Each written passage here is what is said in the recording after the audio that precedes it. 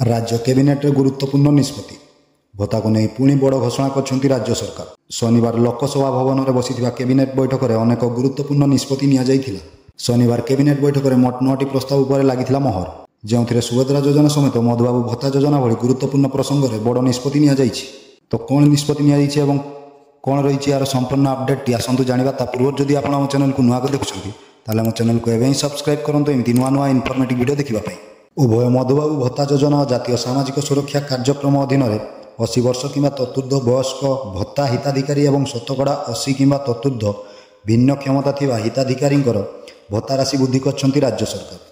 मधुबाबू भत्ता योजना और जातीय सामाजिक सुरक्षा कार्यक्रम अधीन 80 वर्ष कि ततुर्ध वयस्क भत्ता हिताधिकारी और शतकड़ा 80 कि ततुर्ध भिन्न क्षम थिबा हिताधिकारी एणिकी 3500 टंका पाइबे। तेबे यह निष्पत्ति चलित मास अर्थात जनवरी 2025 रु ही लागू करा जिवो। तेबे भत्ता बढ़ाइबा पई पूर्व निष्पत्ति होइथिला। केवल सेतिकी नुहे निर्वाचन पूर्व बीजेपी तार निर्वाचनी मानिफेस्ट रे भत्ता बढ़ाइबा पई घोषणा करिथिला। 2 दिन पूर्व स्वाधीनता संग्रामी को भत्ता बढ़ाइबा को नहीं घोषणा करथिले राज्यर मोहन सरकार। 38तम स्वाधीनता संग्रामी दिवस समारोह रे मुख्यमंत्री भत्ता बढ़ाइबा घोषणा करथिले। कारावरण करथिबा सब स्वाधीनता संग्रामी मानकर पेंशन को 10,000 रु 20,000 टंका वृद्धि करथिले राज्य सरकार। से ही कारावरण कर स्वाधीनता संग्रामी मानकर पेंशन को 9,000 रु 15,000 टंका को वृद्धि करथिले राज्य सरकार। सेहीपरि जातीय पेंशन पाउथिबा स्वाधीनता संग्रामी पेंशन को मासक 8,000 परिवर्ते 10,000 टंका करथिले सरकार।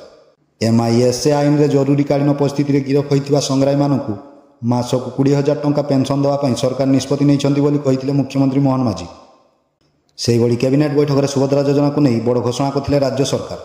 मार्च 31 सुधा आवेदन करथिले मिलिबो 2टी किस्ती अर्थात जो हिताधिकारी मार्च 31 सुधा आवेदन करिथिबे सेमानकु एका बेले 2टी किस्ती अर्थात 10,000 टंका मिलिबो। अर्थात मार्च 8 रे महिला दिवस थिबा बेले सेही दिन 2 किस्ती सुभद्रा टंका मिलिबो। जो माने 2 किस्ती भी पाई नथिबे सेमाने जदि मार्च 31 सुधा आवेदन करंती तेबे एका बेले 2टी किस्ती टंका अर्थात 10,000 टंका पाइबे।